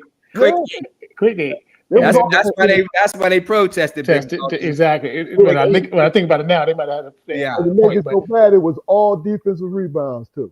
Yeah. So but go ahead and finish. But I say that to say that sometimes in certain joints, this has got to be like kind of like free flowing organic. I think that's when you get the best out of people, right? When you let everybody just kind of be themselves. Some people could take tyrants, but when you're trying to collaborate, if you're gonna use that word, or do something with your peers, it's a level. It got to be. It depends on what you're doing, but there's a level of be peers, right? So you got to kind of like people got to be. You got to make an environment. You would like to have an environment where people are eager to just be part of it because it's free. They're free to be themselves versus. I don't know. It depends on what type of business you're in too. But like my thing is like, say we got a business out where we go and we sell food on the street. Like, you got to do your shift. You can't just be missing mad shifts, right? You know what I mean? Stuff like that, right? So like when it has that type of tangible things that you could kind of quantify, is different than when you're dealing with we doing some stuff, but how can we get it out there? Like everybody's not a spokesperson, everybody's not, you know what I mean? Like, And it's real, you know. How would you And, guys? that's the thing about it is, Corey, did you say something? No, I just want to say, how would you guys how what would you guys say if I said collaboration would work best if somebody who started something, they brought somebody in to work that vision, To work that what? to work that vision. To I work think the Just, I city. mean, I like yeah, that too. It when has when its when place. yeah, because you bring people in, and as soon as soon as the person starts to acquire ownership of the situation, they start to try to add in their spice or whatever to the mix or whatever, and it kind of muddles up the whole thing. I would like somebody to do that for me personally. I mean, that's the thing, though. If you bring them in, just to your point, Jaquari, and I'm not answering for you guys. I want you to actually, but if I'm bringing you in to work that vision, I'm telling you that's what I need from you. Right. Mm-hmm. You know what I'm saying? And if you want to buy into it, right, physically, figuratively, or just actually put some money to it, right? And we'll talk about it. You feel what I'm saying? But if I'm giving you say giving you some money to help me do the marketing and do all these different things, you're gonna know that's why you're there. You feel what I'm saying? Or if I want you to come in as a partner, you're gonna know that's why you're there. You are a partner. You know what I'm saying? So I'm gonna listen. Go ahead, guys. Well, I was thinking about the vision when I heard it though. That's why perspective is great because I like that perspective too. When I heard it, I was thinking about having somebody come and I kind of provide them the vision and they play a part in manifesting the vision. You know what I'm saying? Like I kind of be like, yo, this is. It's like so that would be called an employee possibly. Yeah, I was going to say that would be called intern. That would be called that would be called a follower. Not in a negative sense, right? But it was a movement. You know. So that's not a collaboration. That's a employer-employee situation. You know. Yeah, because I'm not really on the time or looking for no investor type stuff or partners like that. Myself personally, I don't know. Not saying somebody say the right thing and they do the right thing. Somebody say the right thing, it is what it is. Trust me. I'm just not, but they come like somebody be like, yo, son, I could take that vision way over here. Like Polo, we gonna take your shit over here. Like I'm not saying Polo, but just somebody big, like we could take that shit out of here. As long as we got as long as we could say as long as it stays true to what we wanted to stay in. Right. Your vision, your initial thought. You know what I'm saying? You held autonomy on what it is that you started and believed in. So if somebody's coming in, they're gonna have to believe in your product also. How they gonna market if they don't believe in it, right? Right. Mm-hmm. And really, like, it's really to me, it goes back to the institution thing. So it's like you could put anything anything that you're able to put this on, right? To billboard it, right? Because we want that to kind of affect the algorithm, right? There's more people that got stuff that says 050. The more people are saying one fall off of one, the more people are saying all the positive concepts that come with that. That helps just the energy, the vibe, the vibes, whether you're talking about digitally at a digital level or you're talking about on the kinetic level. That's just changing the vibe. So that's great. But you can have that shit on glasses, you can have it like wherever it goes, where it's just the more it's becomes part of the fabric of the world we living in, the better off we all are. Like I think the more you say shit, the more you walk it, no matter if you believe it or not. The more you say shit, like that is the most profound thing I might have learned in life that really made me realize the law of attraction and all these different energy. That energy even exists. Of course. I mean, Like that you, but the Bible said that shit in the beginning. yeah. That one was it. Not the motherfucker, right? But he said, I First word now it's was not. the word. But Speaking the into word say light, yeah. let there be light, and there was light, right? So that's what I think wholeheartedly we all kind of got to do individually to ourselves, speak that life to ourselves, speak it into those we love and those around us, and speak it to the existence of the world, right? Dwell on the positive, deal with the negative. Yeah. So what about you, Cole?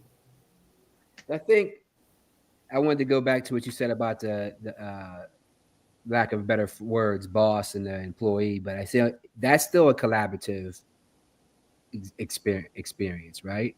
It's seen as level, but it's still collaborative. To me, like that's everything is collaborative. And I went to Google and just looked up, and it said the action of working with someone to produce or create something. Okay. And to me, I think everything is collaborative because again, when I get that question about if it's 50, if you share it equally 50-50. And to Luke's point, like I think real collaborative projects for me, they're artistic. It's always just how do I play a role in this? If I can't make it better, then there's no need for me to collaborate in that, right? I can remove myself because I'm not gonna. I could be dead weight because I don't know where to fit. To Damon's point, I don't know where to fit. I don't know if I'm supposed to even be here just because you brought me on. But if I see there's a place that I like, and that's how it was with Ofafo. I mean, I was in school, I was doing stuff, but when I saw that, I was like, damn, that's just hard. Like you could do your own art, and we could create something that's not even existence, a word that's not. We said it wasn't a word, Yeah. and it has art behind it. For what I was going to school for, and what that Ofafo became like my whole mission in life. Like I couldn't to be 30 years now and doing this. I'm honored. Like I feel like I've had a good life, a good full life because I was able to express artwork from the very beginning and still do it for 30 years. And even though sometimes for a little bit of time in there, I wasn't involved in it directly, but I just think like everything becomes collaborative, right? To what Luke said about the basketball team, like it became less about structure or your role or your title or whatever. It was, yo, let's ball. Let's everybody find their place and ball out in your place. You don't got to do nothing else. It's not your joint. Ball out in your space. And those teams right there are usually the successful teams that I've seen when everybody's in their place, comfortable in their ball. Because you don't have to convince me or motivate me to do what I do already, right? Mm-hmm. It's when you want me to do something beyond what I do, then now I might need some motivation. Like, really? Like, I don't want to really do that. I'm not this person. I want to do this. And sometimes it creates challenges, but that to me is collaboration is key. And even our relationships are collaborative. You know what I mean? Your spouse, your children, everything's collab. You're working with somebody else to get something done. Yeah. So let me ask you guys a question. Really definite answer on your guys' part, but just to see where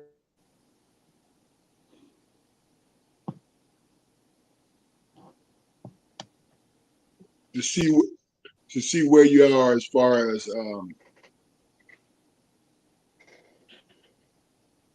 which was the biggest roadblock for you, right? Was it the infrastructure, trying to figure that out, trying to get the logistics together and all these different things, right? Or was it the human element to it? Or was it a mixture of both? You guys understand my question? I think so. I think so, yeah. But like I said, I think roadblock. I would say some of the challenges, right? Are all those things, right? I think we're speaking about some of the little human type stuff about it. Just certain things like maturity, just different things on different levels, like having a mindset to kind of. So the human part came in, families, everything. Human part definitely is part, right? Like when we started in '95, had we maybe held tighter as a unit in one place, I think we would be able to gain a lot more momentum. We had a lot of momentum. I think we would be able to gain a lot more momentum. But it is what it is. We went to different parts.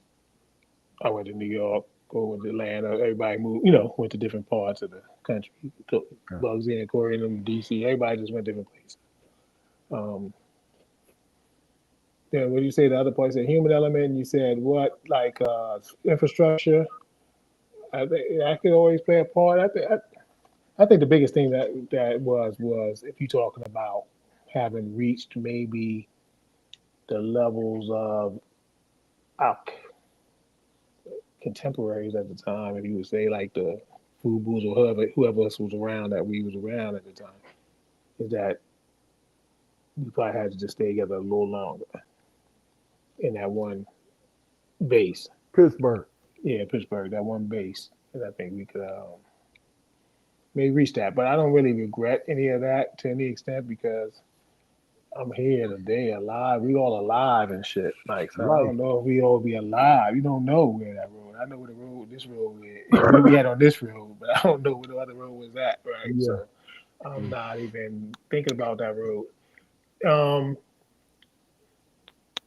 Nowadays, I think if there's anything, it's just back when we started, people had lines, but it was now everybody got a line. Like I don't even say that no more because I'm not even on that. Like I'm not on like we got a line, right?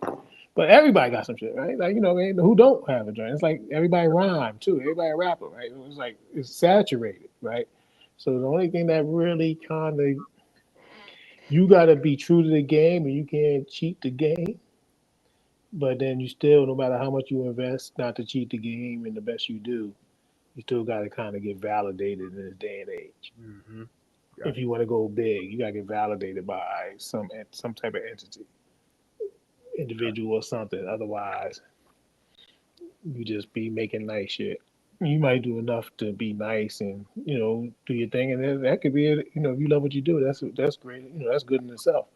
But to become a major line, if you ever have that aspiration, or to be kind of that, because somebody tomorrow could be like, "Yo, five folks shit," not put it on, and next thing you know, our life done changed like literally in that second. Like nigga, you know what I mean? Like that's one person that say, "Oh, I rock that."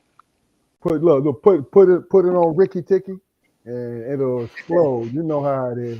Mm-hmm. Like, let's say God forbid, like just say like Beyonce said, "Oh, damn, I like that shit. I'm gonna put it on." That's just out the door. That's just gone. Crazy. That's just out the, crazy. like the Telfair bag, the Telfair bags. Hell yeah. Beyonce, Telfair bag, them joints out the door now. As soon as he make them, they sold before he even make them. Mm-hmm. Hey yo, if I can get in one of them Tubi movies, man, I'm gonna wear y'all shit all the time. See, you know what I'm saying? Hey, look. Hey, can I ask you guys a question really fast? It's not too personal. I mean, but have either one of you taken steps to bring your children into this whole concept, not just like T-shirts, but the whole the movement side of it, to hand that down to your children? Well, so that's a great question because it's so crazy because I should have been doing it, right? And I don't know why I ain't crossed that threshold though. But I was sitting the other day looking at my children. I was like, it's time for the runway because they talk it. They want to get beat. They on it, but I don't. They beautiful, like they better model than me doing that shit. Goddamn, like they got an opportunity and But but to me, I think really what I think, if I can be honest, I'm honestly share because I want to do shoes and clothes, but I look at some of the clothes I bring for, like my wife might pick up for my kids and stuff like that. And I was thinking about it the other day, like, I gotta, like artistically, you gotta start thinking that way. Like, one thing for a kid to have a shirt that says a brand on it, right? But say a 5 for 1, 4 for 1, that's a statement in itself. That must say a lot, right? And you can start anywhere, start there. But I'm looking at the shirts they get. You gotta have like they got shirts with all type of graphics and different type of stuff. You know what I mean? Different type of kitty graphics on it. So I'm like, gotta bring them in to your point, Jakar, and be like, yo, what do you want on the shirt? You know what I mean? And then let them design the shirt, so to speak. Right. So they'll tell me what they like, or just bring them into the process. So yeah, I'm really on that more so than ever. I should have been doing it, but I've really definitely been thinking about doing it as of recently. It's a great question and great response too. Like, but the timing is this is when we're supposed to do it. I'll follow up. Big Dog, are you done, Ja'Cory? Did you want to follow up on that question? That's it. Okay. The Big Dog, I think the challenges I think that you talked about, or the roadblocks, I think is the word you used.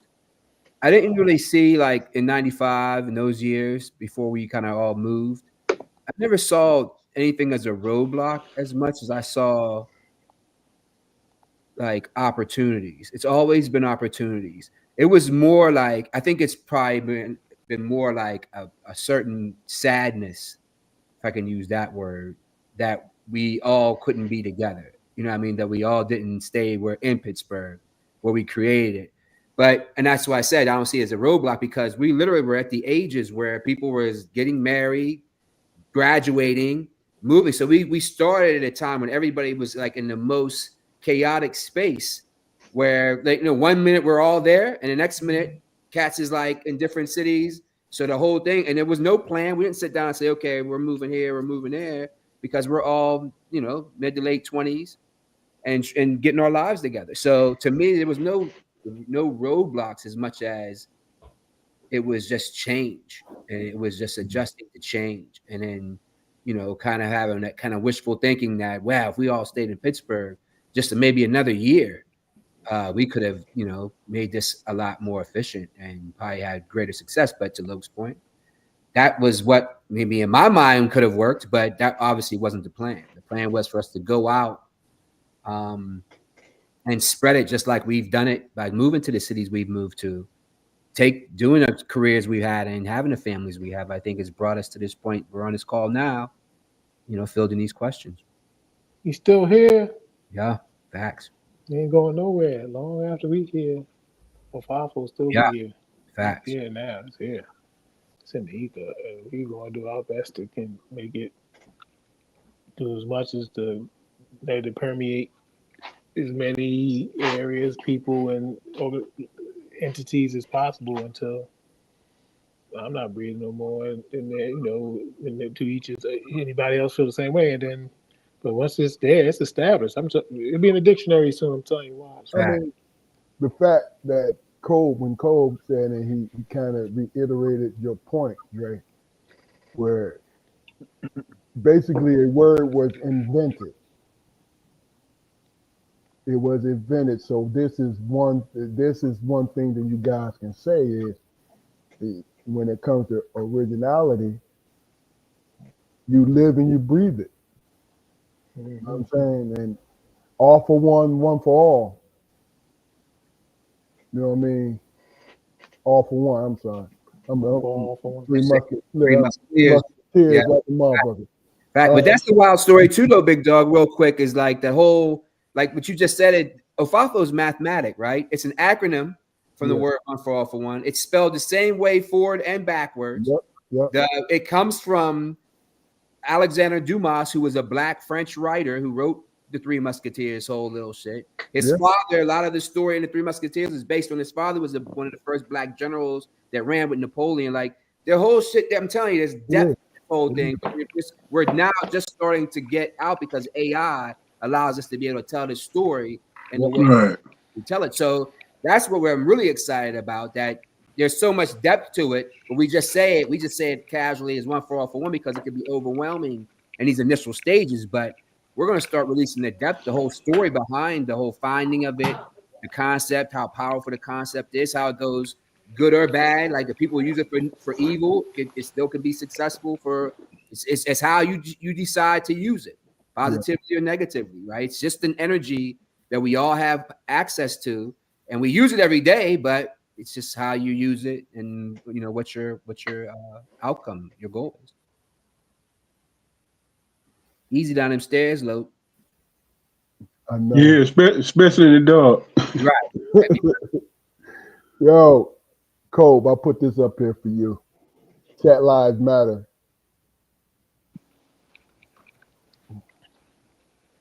And that's fine. It's actually somebody a friend of mine told me about that. Fuck around and find out. And then Well, I how don't get it. What that mean? I don't get it. it's the letters. It's still got the A, F, and the O's in it. Same letters. Yeah. So you'll Yeah. start because Yeah, again, you that too. You do a file for you. Fuck around and find Yeah, out. That's just the best shit for you. my point. They I think it's legit, and I remember this is kind of funny if y'all remember, right, when we was first doing it and they started bootlegging our shit in on Broadway. Remember that? We was like, some of us was like, no, we gotta go in there and shut the shit down, and some of us was like, shit, they bootlegging our shit. That means that our shit's got like cats is trying to get it. So if niggas is Right. bootleg, so it was almost like this whole fuck around and find out. The letters rhyme, but they're relating it to a FAFO. To me, that's That's a good thing. good marketing. That's again, they're seeing it and they could see the word, because the whole goal is to have people see the word who haven't seen it before, have that experience with it that haven't had But that where's experience. that O at though? Kind of move. Where's the O? So it's No. FAAFO. Yeah, it's just Without the O, without the initial O. And right. you be like, oh, somebody be like, Look, oh, fuck around. and find Oh, fuck around and find out. No. That's right. Look, That's right. Fuck around and find out. Now, listen, now, chat just hit you in the head with something, right? Sure did. He did. Look at this, dog. Look at this. One for all for one. Fuck around and find out. That's what I'm saying. That's what I'm saying. I'm running with it. In succession, right there, just like it is. Just like that. Enough said. Chat, And then I like Jabari, that. you I said like something Yeah. earlier. You said something earlier, and I'm just hate to be just so transparent. But listen, you said something earlier. You just talking about. You said the farmers planting seeds, right? Like, you know what I mean? Things of that nature, right? So that's progressive, right? That's thinking future, right? So it's one aspect. So a FIFO balance, right? So one aspect of it is finding it because it always exists from the past, but the other aspect is to play out part it plays in the future, right? So it's the planting of seeds in that farm too. So I was like, wow, that's a farmers, right? Archaeologists and farmers, right? Facts. Archaeologists and farmers. Yes, yes. Hey, put it out there. I'm gonna use it. You know what I'm saying? Yeah. I'm gonna use it. Right, man. Yeah. You know what I'm I'ma saying? use it. In its totality. For Look, real. and that's why That's we're on here. point right there. That's why we're here. That's why we do this thing. And this is why, hey, listen, when it comes to the people in the comments, I make sure I put them on the screen because they have a lot of wisdom with them too. Facts. I mean, blessed, man. We blessed. We're blessed to have good people, great hosts and, great guests and also a great following, man. Great Yeah, following. congratulations. Like this is hard. This is the podcast is hard. Yeah, I love it. Yeah. What they say, not coin, you can coin the phrase, but how you make that phrase right there, your what do you call that? Copyright trademark. Copyright it. Yeah. Yeah, I need to Thank you, copyright bro. that shit, man. Yeah, I think someone. I think someone's got that. I gotta say, but I think someone. They can't. They probably can't do it. They could do the after round and find out, but they can't just do the FIFO. Oh yeah, that part they can do. No, y'all already got that, but Yeah. the fuck around and find out. I think they already copyrighted that. Somebody They did. It's already copyrighted. Yeah. Oh, they probably did. You never know. So I'll tell them, fuck around. And no, it don't hurt that. Go look. Fuck it. You know what I mean? I just looked What you up. say? What you say? Brian Cole? Cassa, 2017. What they what? Trademarked it? Clothing line. Fuck around and find out. Trademark application. Yeah. Oh. Yeah, Oh yeah, but we ain't gonna use that. 2017. But we still can play on it. No, you play on it though, Yeah, but we you know play you ain't selling fuck around and find out. Yeah, right. Right. Yeah. But we Yeah. can blend it in the conversation with the concept. Oh yeah. What is the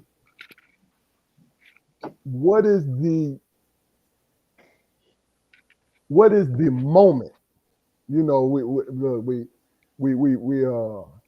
we are the pivot up in this motherfucker. What was the moment? What was your pivot moment?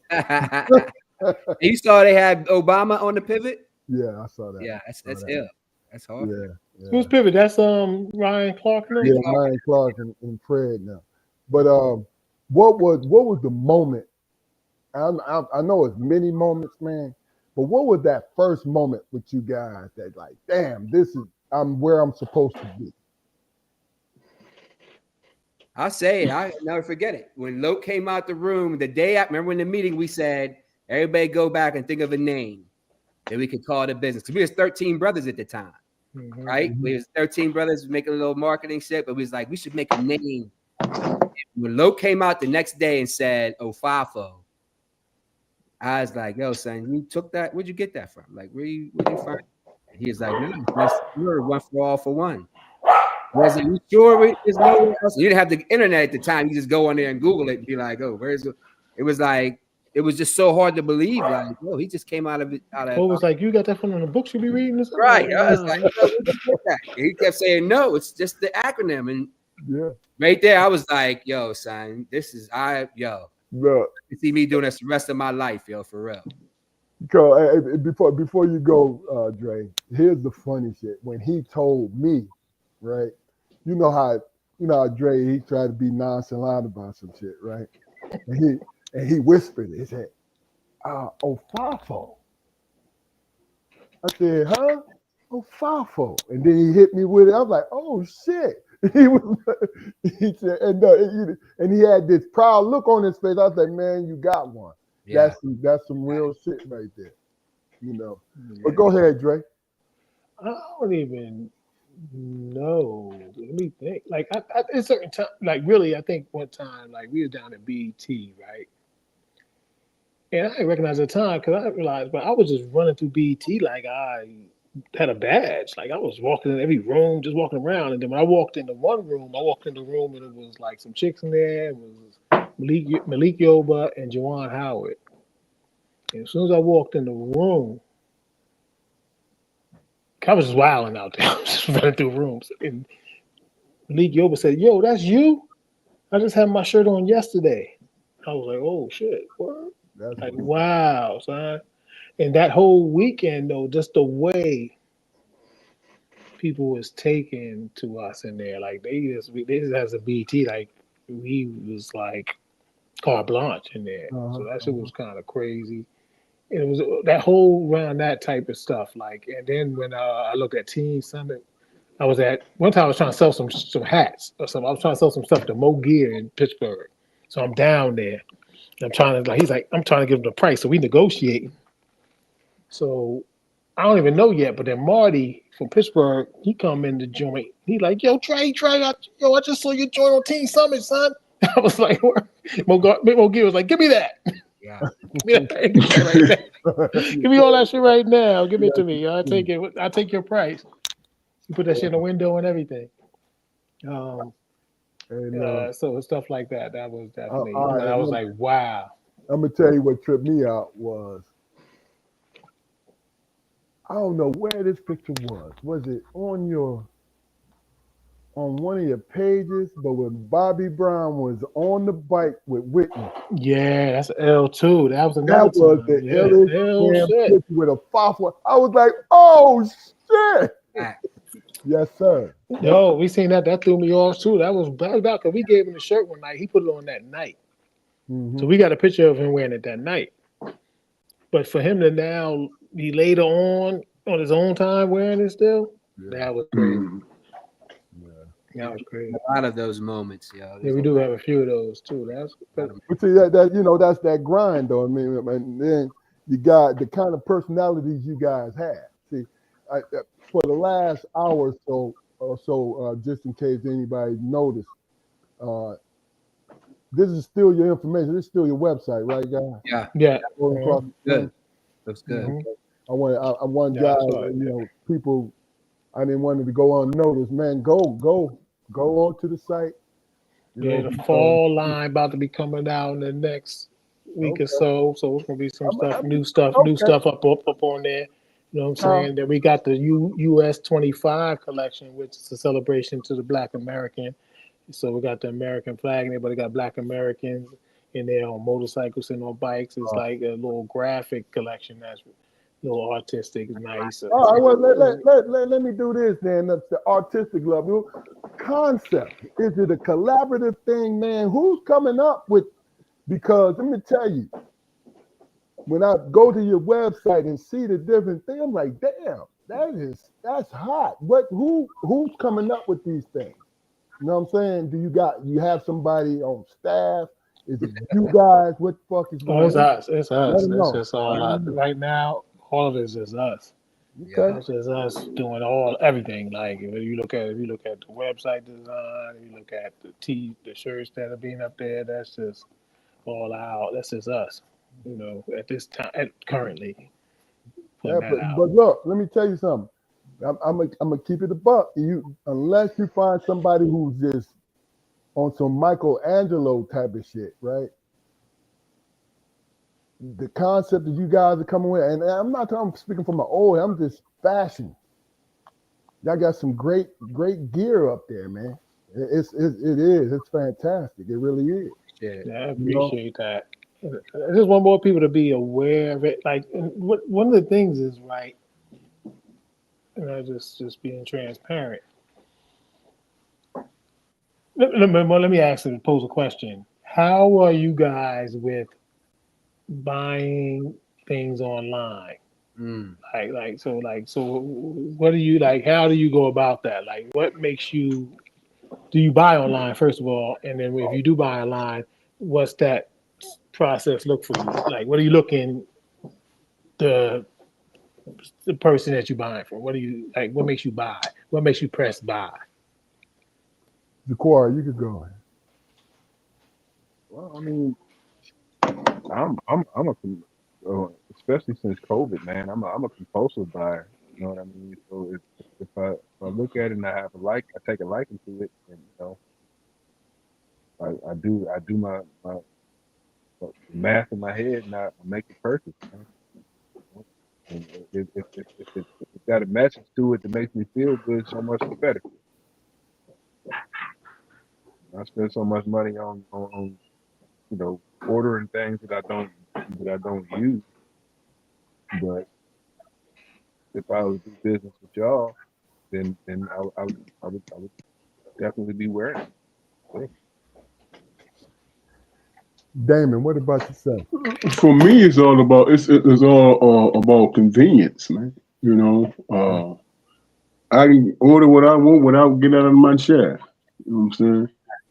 You know, the easiness to it, and people do most things online every day anyway. You know what I'm saying? Without leaving their house. So I think that's the question you was asking. But in support of your business, it's knowing it's y'all, you know, and be willing to be a walking billboard, man.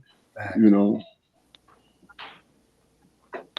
I think me personally, because just to give you a short story about me, my history. I've always been extra large human being, extra tall and muscular. You know what I'm saying? So looking for clothes. This is what I do when I'm online shopping. Looking for clothes. I look for what my size, 3XL. You know what I'm saying? If I want, to look muscular, I'll get me a 2XL. But 3XL, you know what I'm saying? Got a muscle shirt and shit. But honestly, my size, and then I've always had an eye for what like color scheme. See, that's what catches my attention. You know what I'm saying? I may not wear it, but the color scheme of something, the setup. Like Cole, what you got on right now? You got the orange hat, got the phosphor joint right there, that color scheme. Dre, you do it the same way. The way that you put the gear together. I look for that in everything. You feel what I'm saying? But that to answer your question, that's what I do. You know, what compels me to shop. And just like what Jaquari said, COVID made me into a Amazon shopping, Nike page having, you know what I'm saying? That's what I do now. So I would say like me, right? So say if I shop online, I go to companies I already know, right? So if I'm gonna buy online, I haven't got to the point where I buy online where I might try too many companies I don't know. So certain companies I already know, I know the fit. If I'm talking clothes and stuff, I know what kind of the fit, the cut to their stuff, the quality of their stuff. Yeah. I'm not. I don't hesitate to pull the trigger. Right, boom, I'm gonna get that. I like that. That should look hot. Oh, boom! Especially if they got a little sale shit going on. Oh, let me grab that real quick. Boom, boom, boom. I'm gonna grab that. I've seen nice stuff online though, right? Like different company, because like on my feed, all type stuff come up. I see some nice stuff, but I never like kind of even ventured to even buy. I'm like, I'm trying to buy all the shit we got half the time, any given time, right? I want to have all the stuff we got. Not saying I want to support other people, like say Roots to Fight. You ever hear Roots to Fight? Yeah. They got some licensing where they just get all type of. They got Muhammad Ali stuff, Yeah. Pele stuff. I don't get the license to do this stuff, but it's they do artistically do it kind of nice. Walter Payton stuff. They got all type of people. Artistically do it nice. But I would probably get something like that. I like some stuff I might get from there, and other people I see too. But at the end of the day, I usually go with the company I already know. I mean, I'm not a big shopper either, though. To be honest. Like wherever you guys get your clothes, as far as the clothes is concerned, the material is solid, man. It's the best quality. You know what I mean? Appreciate it. It really is. Appreciate it. Most of the time, that's been our main focus. Like, give you the best we can give you, at least. Yeah. Right. Yeah. We try to keep it high quality. It's funny. You got But some nice stuff too now, like them sweatsuits and the fall. Them joints is champion type quality type joints. Them joints is high quality. Then we got some lighter weight joints that's gonna be out there if you just don't want that heavy, hard champion like joint. You want to be a little more casual. We got them joints. We got a snorkel joint that's gonna be out there. That's just one of a kind type item that have, if you rock it, nobody rocking that. Nobody got that. Nobody got that. Nobody got that. Big Dog got one of them. Yeah. You got a snorkel? Yeah, he got a snorkel. Yeah. Yeah, ain't nobody got that. Hey, look, check this out. You know how it's all these challenges? Before we go, this is the OFAFO challenge, ladies and gentlemen. Everybody who see this program and go to OFAFO1995.com. When you purchase, whatever you purchase, post it on Facebook, post it on your Instagram. Yeah, that'd be lovely. Right. Post it. Give love. Just post it up there. Change the algorithm. Yeah. Change the algorithm. Let that word breathe more life into that word. It's 30 years worth of living in that word. Facts. Let's throw it into 150 years. Yeah, facts. You know what I'm saying? Yeah. We appreciate that greatly, Big Dog. Really appreciate it. Really, really, really. That's a challenge. That's what we challenging people, and we we do have a following. So when it start to pop up, it's gonna come on, especially on my feed on Facebook and Instagram. Let's do it. This is the OFAFO challenge. Yeah. Let's go. Yeah, 5-4 challenge. I like that. And I would say, like, at the end of the day, a 5-4, again, it's about 5-4, 1-4-4. It's a movement. Like we say, individuals make moves, people make movements, right? Yes, it So and that's a movement, 1-4-1. Like we on some like 5-4 political party, OPP. You down with OPP? 1-4-1 political party. Like we out here in America, shit's fucked up. Things is getting tore down right in front of us, right? We thought the plight was bad before. Now to the point where we so divided, no matter what your gender, identity is, what your sexual orientation is, your color, your ethnicity, all these different things. They got us so divided that they pulling any wool over our head. And ain't nobody really representing to say, yeah, like you got a couple people, but not enough strong. So it's not like, it's like, yo, together, four for one, we got to be saying, yo, we want to save this democracy and save who we are. Real talk. What we got today, we got to come together. Don't fall for those divisive tricks that's being thrown on us, right? Because really, every trick that's being thrown on us, we losing more of our opportunities to have the freedoms that we had. We already were still trying to continue to grow and come to a better place, but now we regressing so far back, and they got us so divided. That's why we say, well, 5-4 political party. We down with OPP, like. Because one for all for one, politically, we got to move together. Gotcha. We have to. You see what's going on. So it's not 5-4 ain't about no clothes, it ain't about no merchandise. It's just really about energy. I like that joint y'all got. When y'all said blood is thicker than water, but we need both to survive. Facts. That's it right there. You know, I'm feeling that. That's some good. That's it right there. All right. Any last words, man? I'll say this: me and Loke are representing two of just a bigger group of brothers, Yes. right? And in my mind, one day we'll all be able to get back together and really show the art, right? You're seeing a very small microcosm of a Yes. bigger concept, like I explained. We got dope artists, you know, and just everywhere. Great men. It's just a matter of, you know, And women. keep pushing it. The Ofafo challenge, that helps, but it's like one day, like I really see it all coming together. All the people that are separate. It's like, again, it's like Ofafo. They'll come together, and then you'll really see the expression that we're doing, trying to, you know, keep up in the ability that we have. No doubt. All right, well, it's been a great episode, man. So, any final words? We'll start with you, Andre. Oh, wow. Word, son. Word, son. No. I appreciate y'all. I say this every time, man. Like 3 years consistently, week after week after week after week, man. I'm inspired,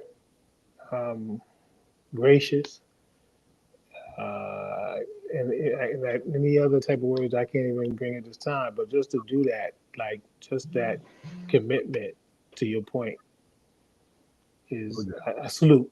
I salute y'all for that. Facts. Appreciate it. Facts. I love the opportunity to get on here. Well, I'm sorry, real quick. I love the opportunity that you give me to get on here. Right, I love the opportunity. And catch you on the next one. Listen, I'm telling you, man. You told me you want to come on as much, and you know I got you. Son, that's what you tell me. So I'll be out here every week. I'll be like Ed Sullivan on this motherfucking couch, right? I got you. That's real shit. Because, like I said, you know, we'll go to you, Kobe, after this. We have been blessed with 3 reasons. Me and my 2 brothers that I always understood, saw the world in the way, in their authentic way. My brothers see the world in their way, and they're honest about it. And y'all know I've always been honest about how I feel about shit. You know what I mean? But guests like you guys, we've been blessed, man. Jaquari and Damon tell you, we've been blessed with great guests, man, saying great things, and all they're doing is expressing themselves. Yeah, that's the dope part. That's the lost art. But go ahead, Coach. I'll piggyback on that. I think that, and that's what only thing I missed in this call is that we didn't really debate anything, like really just getting a real hard debate. Yeah. No, we got you next time. One of the future could be like a means to an end. Yeah. Right? That's my newest thing I'm trying to focus on. Like, how many things do you have in your life that's a means to an end? Right? Like, and then if it is a means, does that mean you're using that thing to get to this other thing? But that could be a whole nother conversation. So I'll say that I missed that there are debates, everybody kind of giving there where it's like a hard debate. I'm really hearing different perspectives because I always learn more from that. But as Luke said, man, I'm humbled and honored to be, asked to be on a call, on this podcast with y'all to talk about something that we love from the very beginning. It's just been nothing but love and commitment and pain. It's a hard challenge, but it's worth it. Every day it's worth it. And to be out here to be able to talk about it with y'all, come on, this is family. This is it feels, like I said, I'm humbled and honored to do it. So ready to come out like Luke anytime you want. I mean, look, like I said, I got that I was gonna bring you guys on anyway, but just I'm watching the young lady. I told y'all off air that watching the young lady what she was talking about. I was like, you know what? I need to hear these men's journey. I know y'all got other people, there's other old FAFO folks. So it's not, and you acknowledge that, Cole. But the point is, you guys have a great energy and you got a great, I don't want to say product. No, it's a great movement. That's what the fuck it is. Appreciate it. Yep, movement. Damon, last words, brother. I want to express to both y'all brothers, man, because I've been knowing y'all damn near 40 years, man. You know what I'm saying? Almost 40 years I've been knowing y'all brothers, man. Mm-hmm. And That's crazy. I got memories, and it's like a familiar friend when I first saw y'all come on. I was like, oh, okay. I can relax, And that's on the end of losing one of my teammates, man, a couple of weeks back. Condolences. And the whole time I was thinking about him and all those people I was associated with back then. And y'all two brothers are included in that almost 40 years later, man. Yeah, facts. That's crazy. Every time I see Dre, I got a story because man, you keep calling him Loc, and that put me in mind when he was on that bike. You know what I'm saying? at the club, and I was like, yeah, Loc, it fit.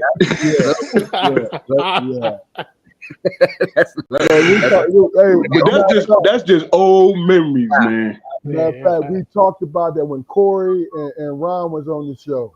We talked about that same thing. They talk about that night? Yeah. Because Ron didn't realize that both Jaquari and Damon was there too. Mm-hmm. I didn't realize I was there either. Hey, I'm gonna tell you what tripped me out. If I knew y'all was there, I'd have wowed out even more. Yeah. I'd have really, I'd have blanked out.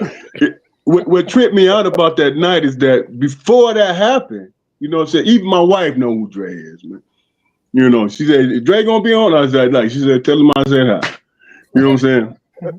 She even know Dre. But before that happened, the Dre I knew was that guy that was always laid in the back. You know what I'm saying? Chilling. You turn around and you see him, then you turn back around and he gone. That was Dre. You know what I'm saying? And then I saw him that on the bike. I was like, is that the same brother, man? Oh yeah. But I ain't trying, No, it's all good. Nobody got hurt. Nobody. That's why I did it, so nobody could get hurt. No doubt. Particularly me. Like them niggas ran up on me, so I had to act crazy so they would think they couldn't do it. Yeah. Oh, I ain't know that. That's crazy. I was thinking about the other day though. Yeah, you know that, Fluke? I ain't know that. It'd have been a different situation if I knew that. No, they ran up on me like 30 deep. It was like, no, I ain't know that. Crazy to my girl, and I was like, nah, son, like that's your girl. No disrespect, but she wilding. He was like, oh, I had to fuck you up. I was like, what? You ain't gonna do shit. And then I was like, but they was deep, so I just went to the street. He was like a detour. I just went to the street. Into the street. I said, but I gotta just put up the bat signal and let people know I got a problem. Yeah. So I don't know where my man's in them at. I don't know where nobody at. So I'm gonna come down the middle of the street with the flex. But I thought about the other day because I was the next week. They was like, "You going to the club?" I was like, "Hell no, I ain't going back to that club. I'm not gonna be up there ready to get me." Sure enough, they was up there ready to get me. Yeah. And then one of them got shot. So my girl at the time was working at the hospital, and she was like, "Yo, them dudes was like, yo, they came up there to get you, but they man got shot, right? But they said they gonna kill you when they see you." I was like, "Yeah, well, they ain't gonna see me." 40 years later, he's laughing about it. Yeah, you gotta I had to laugh do about something because if I acted a little, then Dwayne knocked the nigga out right there too. I don't know how they let us get out of that. God, good boy, God had a plan. Because they should have just because there wasn't no punks that we was dealing with. Those were real dudes. Yeah. But Yeah, we I was all digress. in the spot. Hey, look, and I came out. Damon was the one who told me what happened. Yeah, man, don't you know, man, your man Dre? He said he riding down the street in the middle of the street on the bike. On the bike. On the But bike. the wild stuff though, when I was coming out the club, I'm arguing with the girl, right? And she's saying something, so I'm like, I got mad money. I got mad. Like we just arguing. She's like, you bought, you ain't got no money. And I got money. But we going back and forth. There's a Benz parked right there, so I'm pulling out keys. Like, I got money, but my bike is really chained up to the meter. So when I go to the Benz, I don't go to the Benz. I go to the bike. But meanwhile, screaming, I got money. I got money. I locking your bike. I like my bike. So I'm walking down the street. It's crowded with the bike. And that's when they came through the crowd. No more club. No, it'll be no more club. Then this crazy Steve, Flash brother, they came around the corner. So they was like, yo, Dre, you good? I was like, you get in the car, Dre, you good? I was like, nah, I'm good. We walking, we good. They rolled around the corner. Police rolled on them. Oh, Took them, they had guns in the car and everything. Took them to jail. boy, I was like, see? it was look, babies and fools, man, babies and fools. And I say that all the time. That's my motto. 'Cause like I said, what KRS One? When you're out of here. Yeah. Such out of here. A lot of times I could have been out of here. Hey, Jaquari, last words, brother. Gentlemen, I thoroughly enjoyed the conversation, man, and look forward to the next, man. Y'all be safe. But I want to say one last thing though. I want to get on the show to Cole's point where we do sports or something where I can really just go I got all you. in. I got you. See, and then as soon as Cole said debate, you the two guys I know got sense when it comes to sports. Now we have Bill on here. You know, Big Bill is I saw y'all going at all it. Philly. Right, I see it. He's all Philly and he's blinded by it. You feel what I'm saying? Oh, But I got you. The next time I come on, it's gonna be a sports show. He got the right to be blind. They just won the Super Bowl. Yeah. So, But you can't talk no I can't Sixers. say nothing. I can't say nothing either. You can't talk no Sixers though. They got other teams. Yeah. Sixers though. About that. All right, look, there's a Strong Perspective podcast. We're here every Friday at 7:30. Make sure you tune in. Go to our YouTube channel, like, share, and subscribe. Show us some love. Throw us in that algorithm so we can make sure people see these brothers, you know, FAFO, and make sure that you participate in the OFAFO challenge. You understand what I'm saying? As soon as you get your merchandise, post it online and say, I am in the OFAFO challenge. Yeah, y'all can get If you subscribe to the OFAFO challenge, you subscribe to the website, you send an email and subscribe and say OFAFO challenge, we'll give you $10 off anything you buy. That's real. That's What real. about one of the all? How about that? What's Huh? that? I am one of the all. Oh yeah, you could do that too. Like just subscribe and want to comment, subscribe.